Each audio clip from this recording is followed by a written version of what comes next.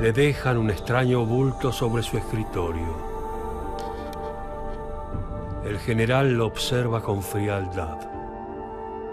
Entre la deformidad, la hinchazón y la sangre se adivina la cabeza de un hombre decapitado. Hasta hace un año había sido su amigo y mejor aliado. Hoy, el general respira aliviado por su muerte. Las moscas se arremolinan alrededor de la cabeza. El general da la orden de embalsamarla.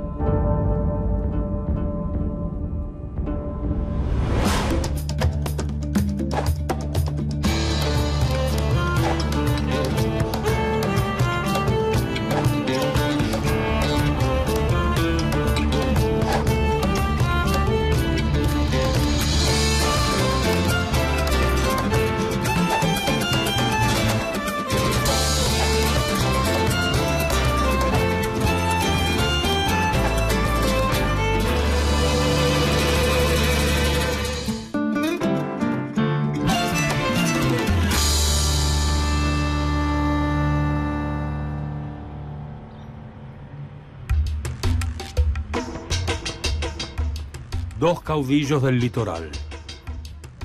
Uno se encontraba en Santa Fe y su nombre era Estanislao López. El otro en Entre Ríos y su nombre era Francisco Ramírez. Juntos lucharon contra la hegemonía de Buenos Aires.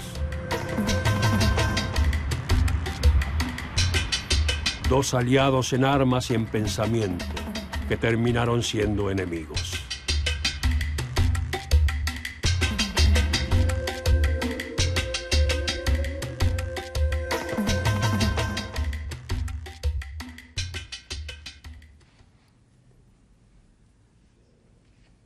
Muchas veces hay una imagen estereotipada de los caudillos, ¿no? Una imagen de un señor rural que gobierna sin ningún tipo de control y solo de acuerdo a su voluntad sobre masas de gauchos enfervorizadas, ¿no? Que es una imagen falsa. Es cierto que López es un caudillo clásico en el sentido de que surge en el mundo rural, en la frontera, luchando con los indígenas, los mocovíes, los avipones.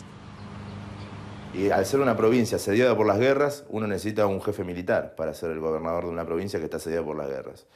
La persona más prestigiosa de la campaña y de las milicias es Estanislao López. Es una persona que adquiere una cierta cantidad de habilidades, pero al mismo tiempo logra imponerse a toda la masa rural, ¿no? Digamos, a toda la masa de gente que lo sigue o con la que convive, ¿no?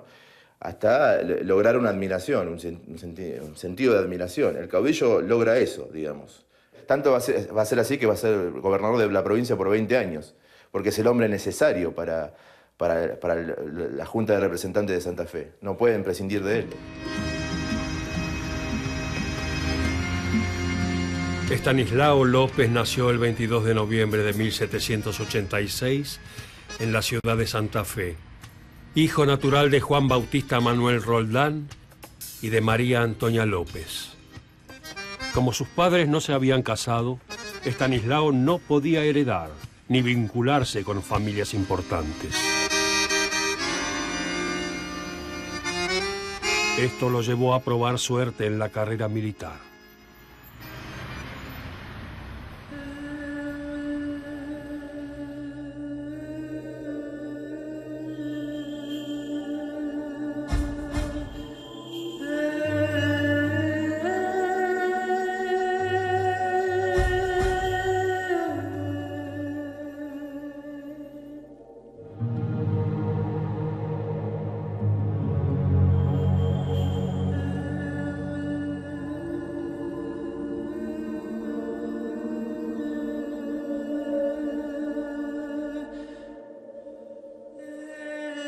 López recibió la complementariedad entre la familia cristiana y el colegio franciscano que lo orientaron hacia unos sentimientos hacia los demás. Muy capaz, muy ágil, y eso a los 14 años, cuando ya más o menos terminó todo lo que era el colegio en aquella época, en el primario, bueno, a hacer una opción por la vida militar. Pero a su vez siguió en el transcurso de su vida muy ligado al convento por la amistad que tenía con los frailes y sobre todo la familia y los franciscanos. Por eso es que él integró con el tiempo, aún siendo gobernador, integró una comisión de los franciscanos seglares, lo que se llama la Tercera Orden Franciscana Seglar. Prácticamente fue un hombre que realmente buscó el bien común, aunque desgraciadamente, digo, tuvo que hacerle frente con la violencia algunas veces, o muchas veces.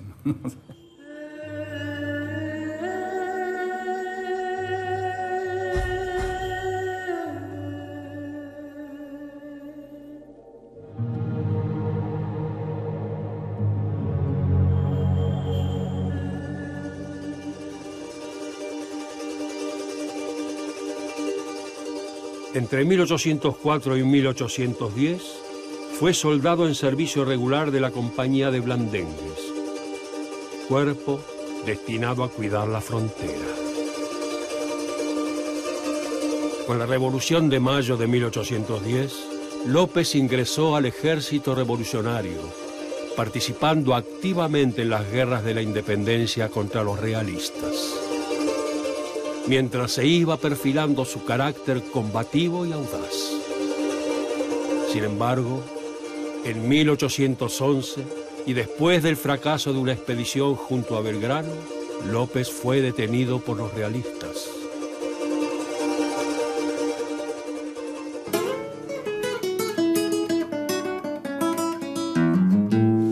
Manuel Belgrano, el general, llegó con tropas al Paraguay, le ha dado Rosario, los milicianos son rosarinos, buenos paisanos, y Santa Fe le ha de sumar los 100 blandengues pa'l general.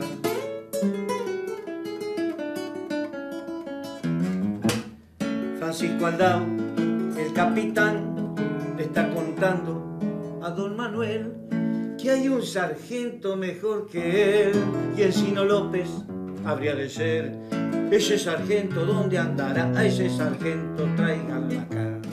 Junto a Belgrano él combatió en Campichuelo y Paraguarí, cayendo preso en Tacuarí, lo trasladaron para Asunción y lo embarcaron en Doña Flora, una fragata bien española. En la fragata, encadenado del cautiverio, está cansado. Montevideo se ve a lo lejos, el río del Plata da su reflejo, 4000 metros.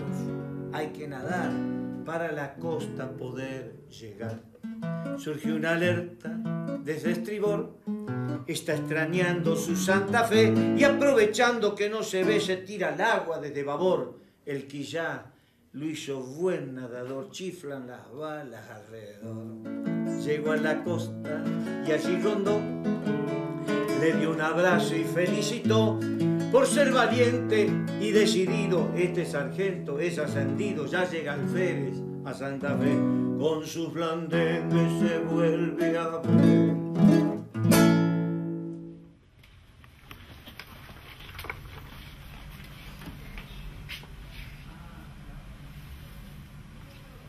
El cuerpo de blandengues, que solamente tenía como misión la custodia de las fronteras interiores, prácticamente pasa a alistarse, digamos, en los ejércitos ya revolucionarios, por llamarlos de una manera, ¿no? Manuel Belgrano, les decía, pide ayuda, y entre la colaboración que se le brinda, porque se le da dinero, joyas, se venden propiedades, en particular esta, se hacen una serie de aportes, pero uno de los aportes es parte de la tropa.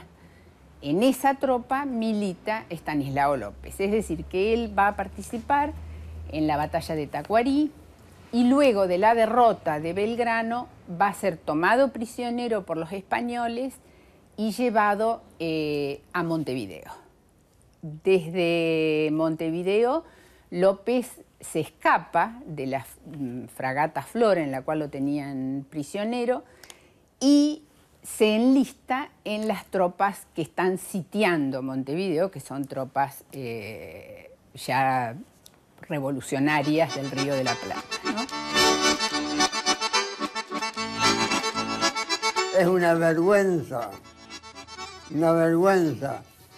que el héroe máximo, el hombre más importante de la provincia, para mucha gente no sabe ni quién fue. Nadie lo conoce. ¿Por qué? Porque los historiadores, discúlpenme, los historiadores porteños, siempre a la provincia del interior la han echado a menos. Esta es la única fotografía que hay de López, la única que se ha hecho. Esta vino un pintor italiano, Pellegrini, a Buenos Aires, a hacer varios retratos y esas cosas, porque si no, no había ninguna fotografía del brigadier López. Era un hombre tan sencillo, tan humilde, que ni eso quería, ni fotografía.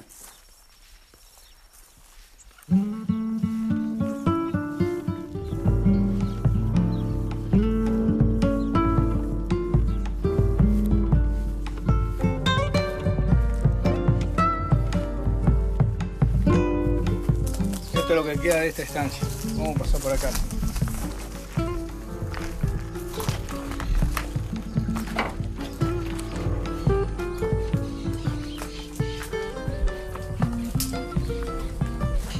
Bueno, acá dicen que hay unos túneles que salen al campo. Si quieren buscar para estos lados, ahí dice que salen en el medio del campo estos túneles.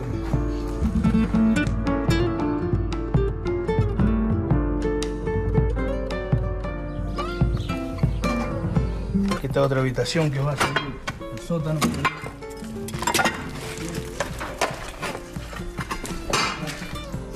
Acá hay otro hogar. Los tipos antiguos.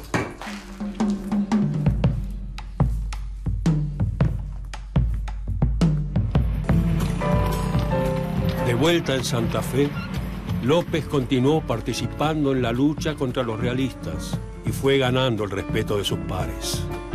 Pero su salto a los primeros planos comenzó cuando en abril de 1815 Santa Fe decidió declararse autónoma y expulsó al gobernador designado por Buenos Aires.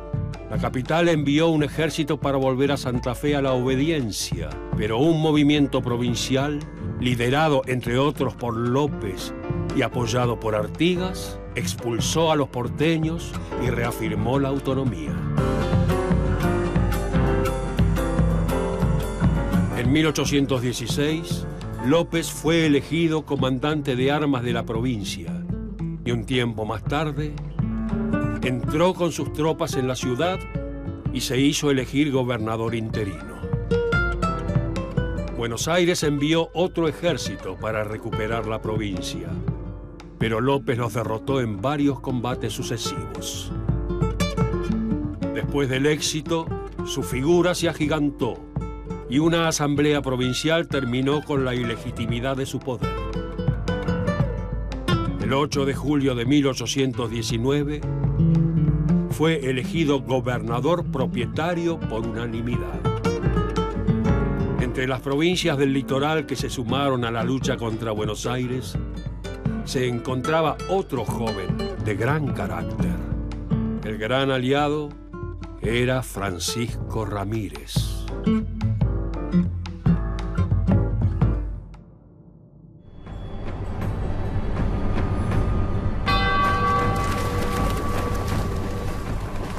Ramírez está siendo perseguido.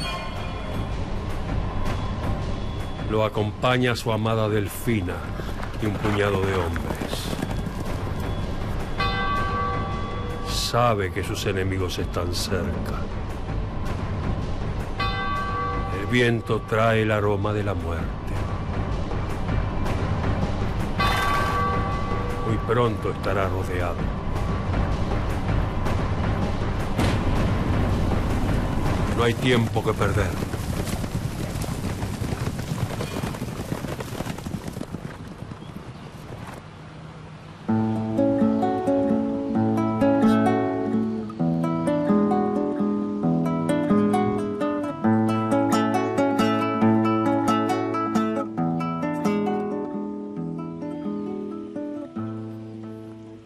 Para cantarle a Entre Ríos, provincia de la esperanza, Hay que ser como el chiviro, tener dulzura y pujanza.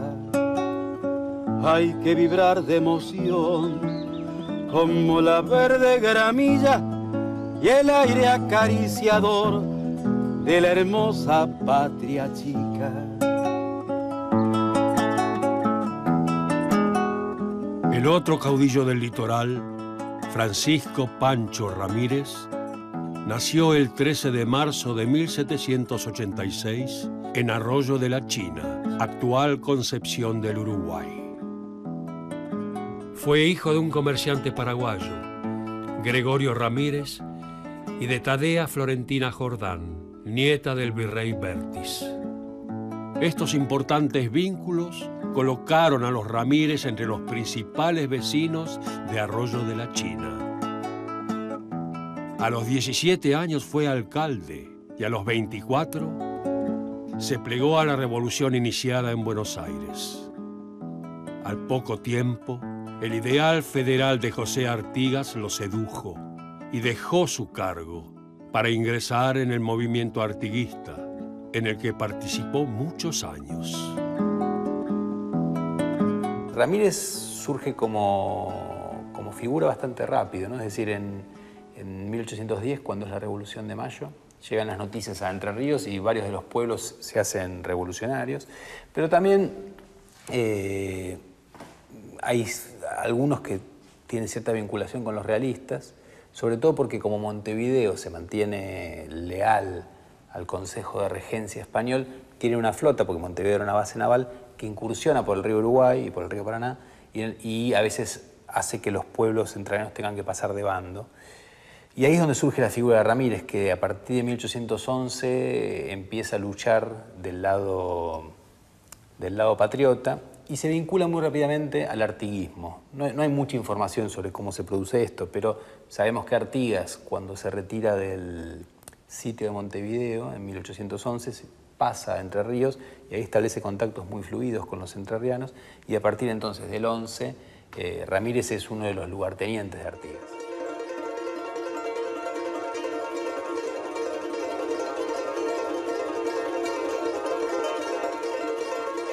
Cuando el directorio que gobernaba desde Buenos Aires se enemistó con Artigas, envió un ejército a detenerlo. Ramírez se enfrentó con los soldados porteños, derrotándolos. Luego se trasladó hacia la banda oriental, donde combatió contra la invasión portuguesa. El prestigio de este joven entrerriano continuó en ascenso, pero ocurrió algo inesperado. Ereñú, el hombre que Artigas había colocado al mando de Entre Ríos, lo traicionó. Ramírez no dudó, tomó las armas y luchó contra el traidor, derrotándolo en 1817. Quedó al mando de la región del río Uruguay como delegado de Artigas. Un nuevo caudillo había nacido.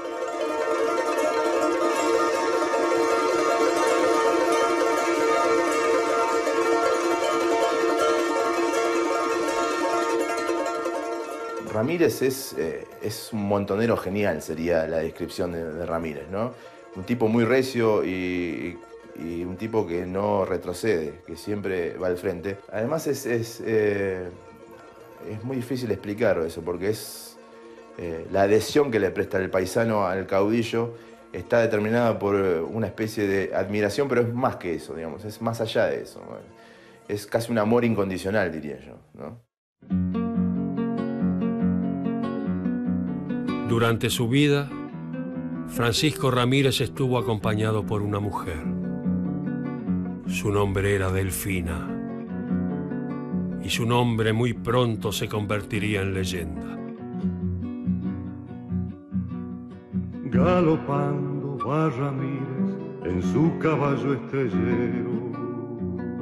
Delfín estaba a su lado, en sus ojos brilla fuego. El amor los va llevando por el monte y los esteros. Pancho Ramírez, ay la Delfín, viene la muerte con la partida, con la partida. Pancho Ramírez, por su Delfina, por sus amores pierde la vida, pierde la vida. Desangra la tarde en llanto, la infortunada Delfina.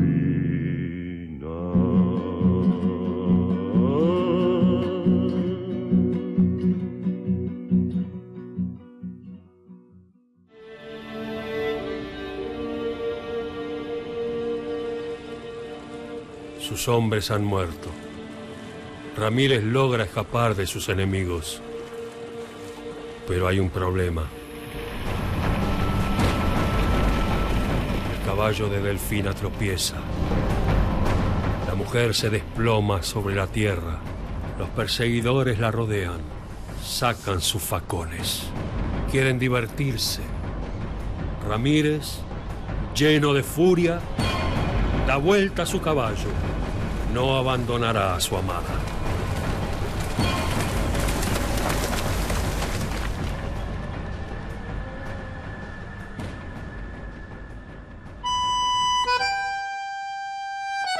A través de los años, Buenos Aires se convirtió en el centro de las disputas que mantuvieron López y Ramírez. Fue el principal enemigo que debieron enfrentar los caudillos.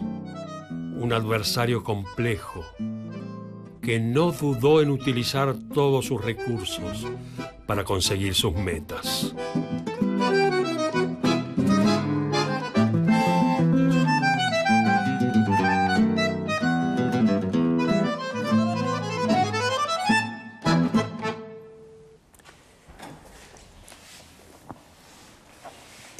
En 1814 se forma la Liga de los Pueblos Libres, que reúne a la Banda Oriental, a Entre Ríos, a Santa Fe, a Corrientes. También participan indígenas de las misiones. Y el líder es Artigas, ¿no? El protector de los pueblos libres, seguido por distintos personajes importantes en cada provincia. Uno de ellos es Francisco Ramírez en Entre Ríos. Y todos se enfrentan con el poder central de Buenos Aires. Buenos Aires manda una expedición para obligar a Entre Ríos a volver a la obediencia. Fracasa por la resistencia entrerriana. Comienza el periodo de ascenso de Ramírez a convertirse en la máxima figura entrerriana. Participa en Santa Fe apoyando el levantamiento santafesino contra los porteños y la resistencia santafesina contra los ataques del gobierno central, que fracasan todos. Participa en la Banda Oriental luchando contra la invasión portuguesa que intenta derrotar a Artigas y que termina derrotando a Artigas. Y finalmente se alía con el caudillo y gobernador santafesino Estanislao López en 1819 para luchar contra el poder central que los sigue hostigando, particularmente a Santa Fe. El santafesino López y el enterriano Ramírez, seguidores de Artigas los dos, adoptaron una política común en contra del Directorio.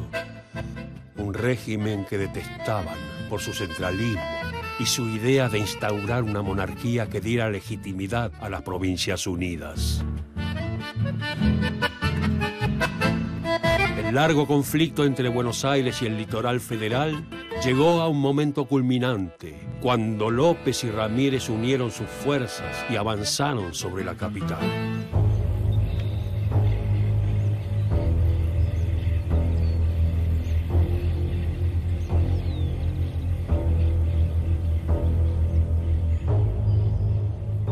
El 1 de febrero de 1820 se produjo la batalla de Cepeda. Fue el gran momento de estos dos caudillos, en donde se dirimió el conflicto entre Buenos Aires y el litoral. Las acciones las inició el ejército porteño, que invadió la provincia de Santa Fe antes de que los federales entraran en Buenos Aires. El general porteño Rondó ocupó el borde sur de Cañada de Cepeda, esperando allí a sus enemigos. Dispuso a la caballería a los lados y a la infantería y artillería al medio protegiendo sus espaldas con una larga formación de carretas. Pero como las tropas de los federales estaban exclusivamente compuestas por caballería, la formación táctica de Rondeau no fue útil, pues cruzaron al galope la cañada y atacaron por la espalda. La estrategia de López y Ramírez hizo que la batalla durara tan solo 10 minutos. El ejército porteño, destrozado, se retiró hasta San Nicolás de los Arroyos.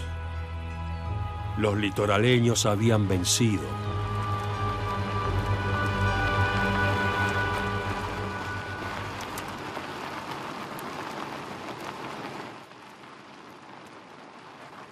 Esto estaba a campo abierto, ya por 1820, no había alambrado, el paisaje era otro, todo esto está cultivado, pero bueno.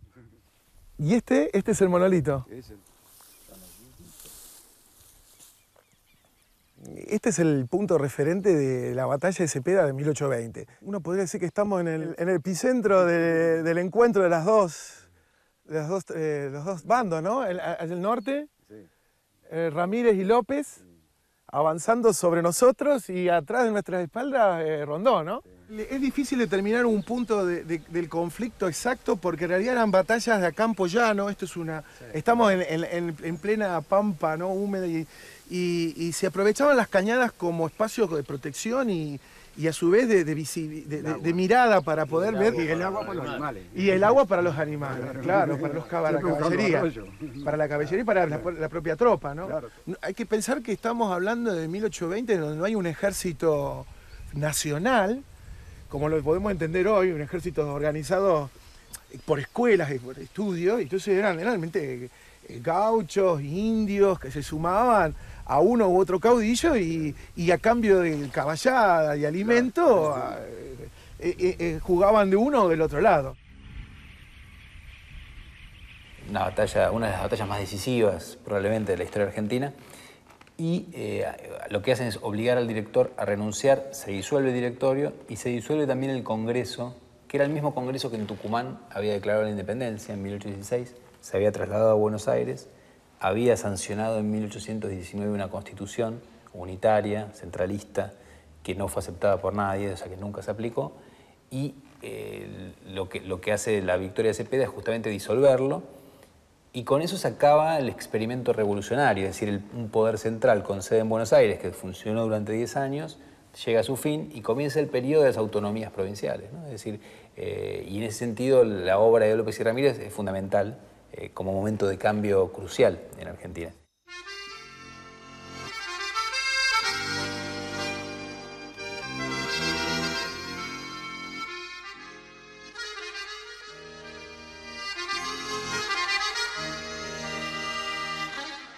El 23 de febrero de 1820 se firmó el Tratado de Pilar entre los gobernadores de Buenos Aires, Santa Fe y Entre Ríos.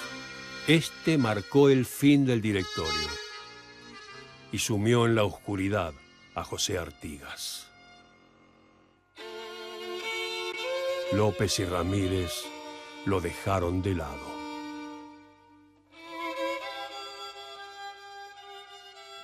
Y Artigas se enoja con López y Ramírez porque ellos han hecho un tratado después de vencer a Buenos Aires con la nueva provincia de Buenos Aires, ahora también una provincia más, una provincia autónoma, en la cual hacen un pacto que contempla distintos aspectos, pero que no menciona luchar contra los portugueses que han ocupado la banda oriental. El tratado no mencionaba ayuda alguna para Artigas en su lucha contra los portugueses. El oriental sintió que los caudillos litoraleños lo habían traicionado. De inmediato le envió una carta a Ramírez en donde decía: el objeto y fines de la Convención del Pilar celebrada por vuestra señoría, sin mi autorización y conocimiento, no han sido otros que confabularse con los enemigos de los pueblos libres para destruir su obra y atacar al jefe supremo que ellos se han dado para que los protegiese. He de prevenirle que si no retrocede en el camino criminal que ha tomado, me veré obligado a usar la fuerza. Pues yo también tengo que arrepentirme de haberlo elegido a vuestra señoría y de haberlo propuesto al amor de los pueblos libres para que hoy tenga los medios de traicionarme. Ramírez se enfureció y le dio batalla en las Tunas. José Artigas fue derrotado y se exilió en Paraguay. Ramírez antes había peleado contra los portugueses, pero ahora es un giro y en vez de auxiliar a Artigas, se vuelve contra Artigas. Artigas seguía teniendo un solo apoyo, que eran los correntinos y los indígenas de las misiones. Hay una serie de combates y finalmente en la batalla de las Tunas, Ramírez, que ha vuelto de luchar con los porteños, derrota a Artigas y Artigas se exilia en Paraguay y termina su carrera política.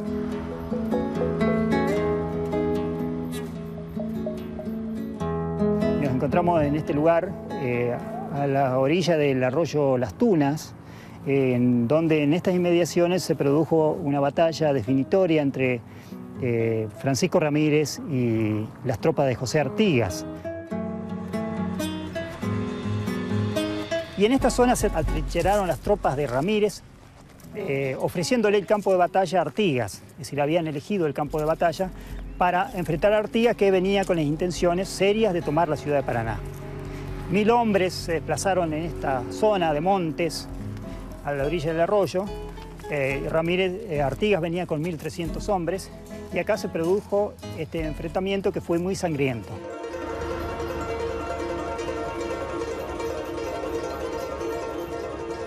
Francisco Ramírez estaba en el punto más alto de su poder. Proclamó la República de Entre Ríos, que comprendía las provincias de Entre Ríos, Corrientes y Misiones.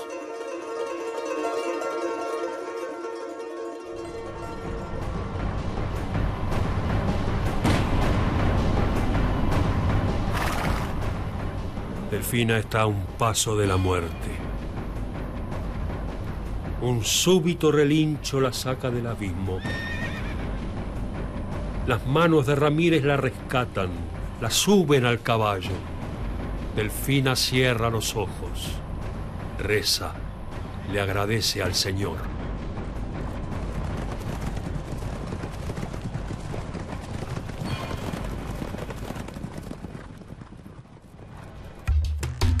Santa Fe había quedado devastada por culpa de la Guerra de la Independencia. López necesitaba de la ayuda porteña. Comenzaba a relacionarse cada vez más con Buenos Aires, mientras Ramírez gobernaba su república enterriana, acompañado por su fiel Delfina. Las tensiones entre López y Ramírez empezaron a evidenciarse. Solo faltaba una excusa, un incidente que provocara la separación total de los caudillos del litoral. El 24 de noviembre de 1820, López firmó un pacto con Juan Manuel de Rosas, estanciero porteño y comandante de milicias en la estancia Venegas. La garantía del acuerdo era un artículo secreto, una indemnización económica de la provincia de Buenos Aires de 25.000 cabezas de ganado vacuno. Ramírez toma ese pacto de López como una traición, como acusa a López de haber negociado con los directoriales, que era el viejo sector que había dirigido la política porteña y a los cuales ellos habían opuesto durante años. Entonces se lanza contra López. El tratado dejaba de lado a Entre Ríos. Ramírez atacó a Santa Fe. Estaba enceguecido. Pero las fuerzas de López, ahora aliado con los porteños y los cordobeses, lo vencieron. Muy pronto Ramírez se encontró acorralado. Tuvo que huir.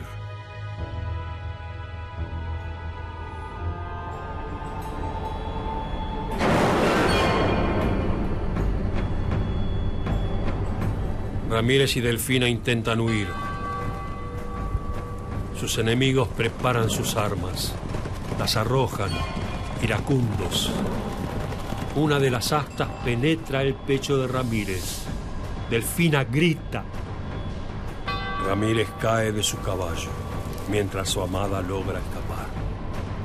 Todo parece oscurecerse, mientras la sangre del caudillo impregna la tierra.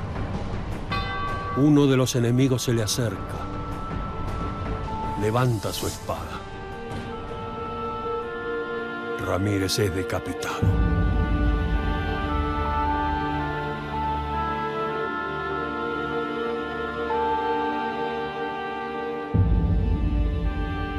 Un soldado interrumpe a Estanislao López. Le entrega un paquete con la cabeza de su antiguo rival Ramírez. Da la orden de embalsamar la cabeza. Bueno, con la cabeza de Ramírez, muy bien la pregunta, que es una cosa importante y que yo la tengo acá siempre. Porque se ha hecho una gran mentira y que hace poco la alcancé a ver de nuevo. Hay algún escritor o un pseudo historiador que dice que López tenía en su despacho la jaula con la cabeza de Ramírez y ahí firmaba sus documentos.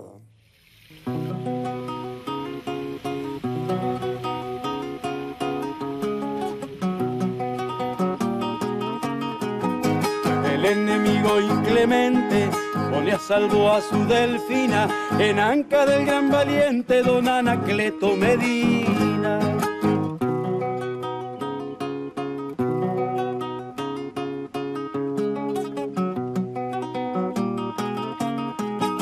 Pero quiso el cruel destino que premiara su hidalguía, un corazón florecido por una bala perdida.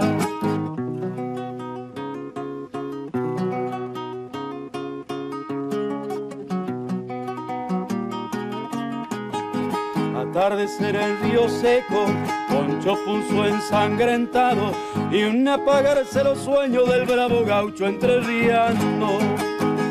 Y desde entonces su nombre Pancho Ramírez, para gloria de Entre Ríos, bien latente quedará. Desde que lo mata Ramírez, logra quedarse en el gobierno de la provincia por 20 años. O sea, porque es un hombre indispensable para la legislatura santafesina, para las clases principales de Santa Fe, ¿no? Ha sido un piloto de tormentas dentro de todas las guerras civiles y ha logrado sacarla airosa a Santa Fe.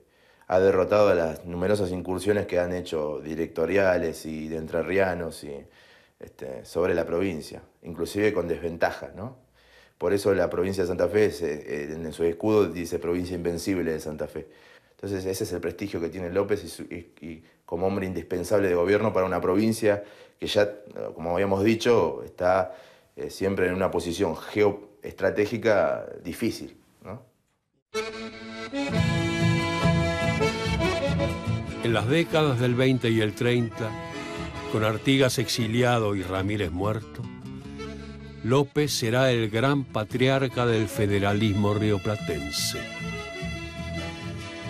Cuando en 1828 los unitarios toman el poder por la fuerza en Buenos Aires y en buena parte del interior, suplantando a los gobernadores federales, Santa Fe será un baluarte federal contra ellos. La intervención de López contribuye a derrotar a los unitarios porteños y a que el federal Rosas llegue al poder en Buenos Aires. Enseguida, el caudillo santafesino es nombrado comandante del ejército federal, que enfrentará a los unitarios del interior. Su victoria hace que todas las provincias argentinas se declaren federales. Hay un momento de oro de López, que es en 1830, digamos, 1832, donde varias de las provincias están bajo su influjo, ¿no? En Córdoba pone a los hermanos Reina Fe, que son los que terminan matando a Quiroga, ¿no? Que son directamente del riñón de López. Pascual Echagüe, que es una especie de lugarteniente de López, pasa a ser gobernador de Entre Ríos y también tiene mucha influencia él sobre Salta, sobre Santiago del Estero. Es decir, es un un personaje muy importante. Pero Rosas rápidamente lo va a empezar a superar y va a empezar a controlar él a distintos gobernadores provinciales.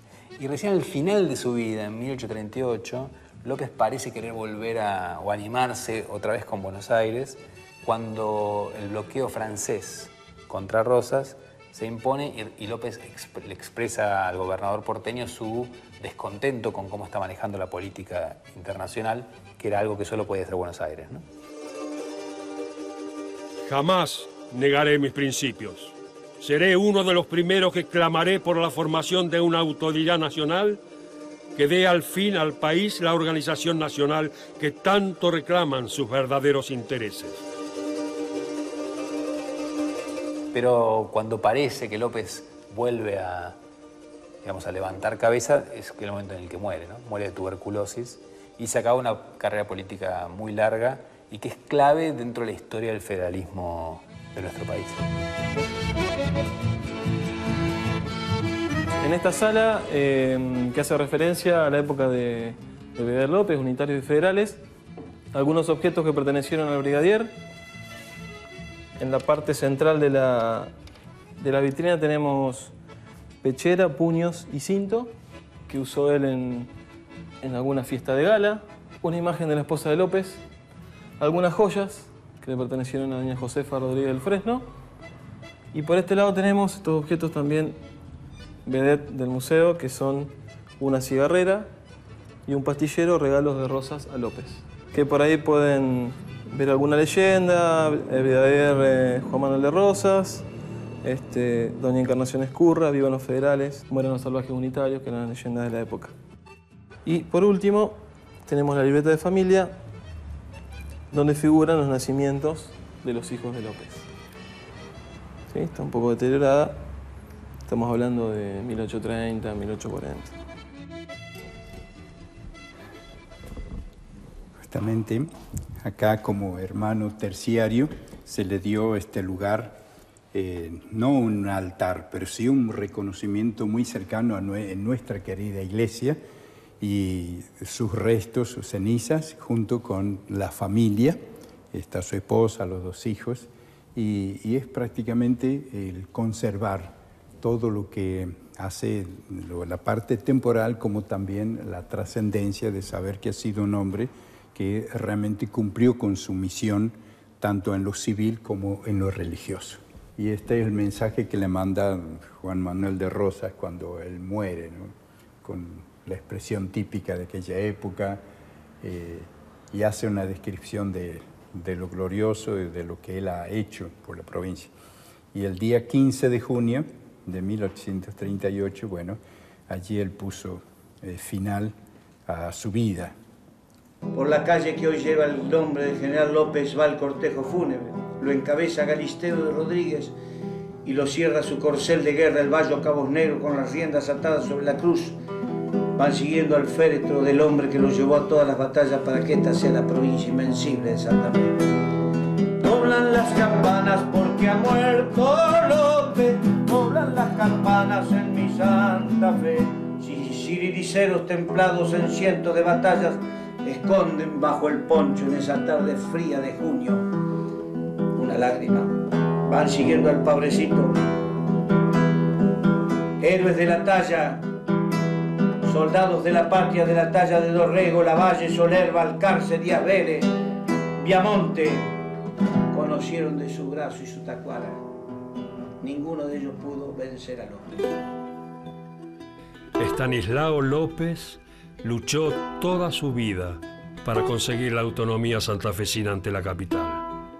Algo que parecía imposible, pero lo logró. En su política pacifista plasmó sus ideales de legalidad, legitimidad, constitución, estados autónomos y confederación.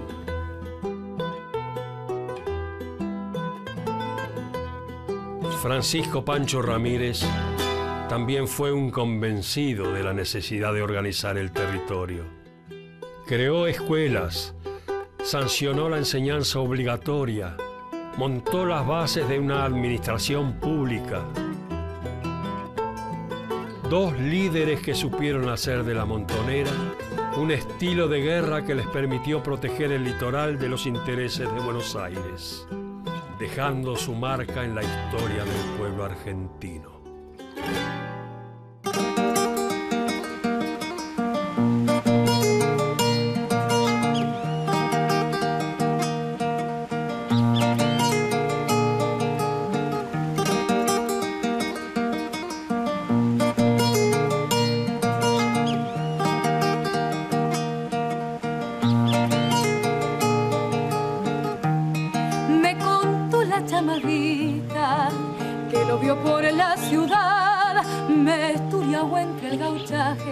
Para ser su eternidad.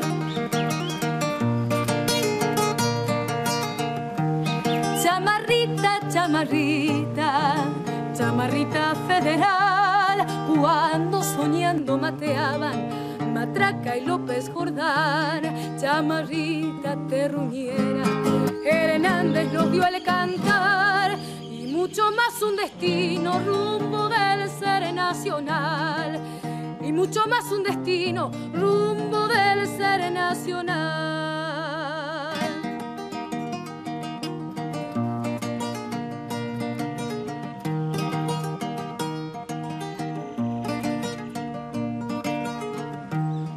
Si los gauchos de mi tierra simbolizan la amistad, cruz debe ser José Hernández y fierro López Jordán. Canta chamarra entrerriana, Hernández el inmortal.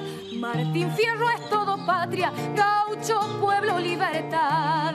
Martín Fierro es todo patria, gaucho, pueblo, libertad. América es José Hernández, gaucho,